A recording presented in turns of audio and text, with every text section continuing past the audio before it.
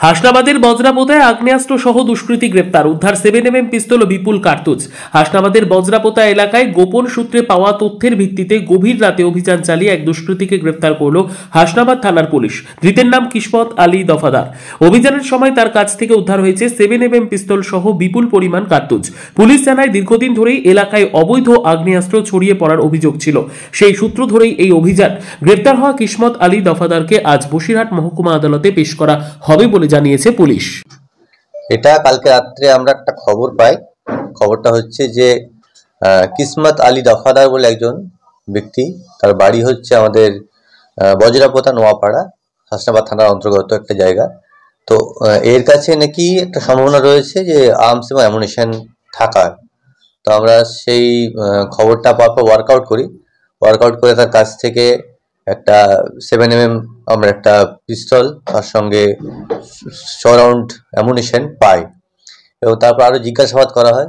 জিজ্ঞাসাবাদ করার পর তার বাড়িতে আমরা রেড করার পরে সেখান থেকে আমরা 150 রাউন্ডস 12 গেজ 70mm যে অ্যামুনিশন সেটা পাই, যেটাকে বাংলায় আমরা ছড়া বলি।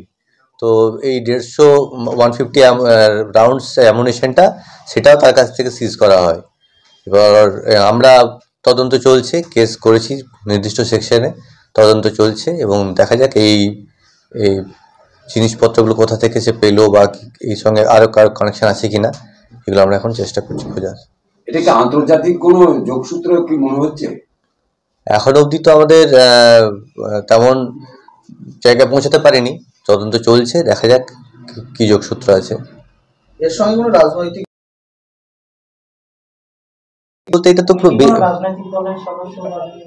এখন অবধি তো তেমন কোনো খবর পাওয়া যায়নি। মূলত উনি কি কেনা বেচা করতেন বা এই ধরনের সঙ্গে চক্রের সঙ্গে জড়িত আছেন কিনা? না, এই বিষয়ে আপনাদের আরেকটা কথা জানিয়ে রাখি, সেটা হচ্ছে কি গিয়ে 2012 সালে একটা ডাকাতি হয়, সেই ডাকাতির সঙ্গে ইনি যুক্ত ছিলেন।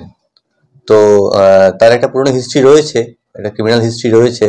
তো সেটার উপর ওয়ার্কআউট করে পরবর্তীতে আমরা একটু পেয়েছি। এখন দেখা যাক যেগুলো ডাকাতির জন্য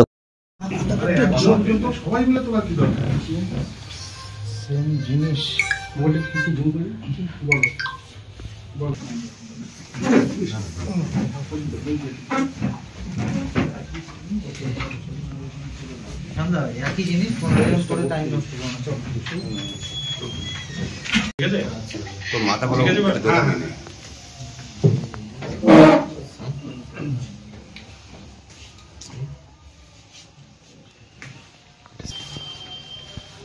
জায়গা থেকে ঢুকছে, যখন থেকে জুম টুম করে যতটা টানা যায়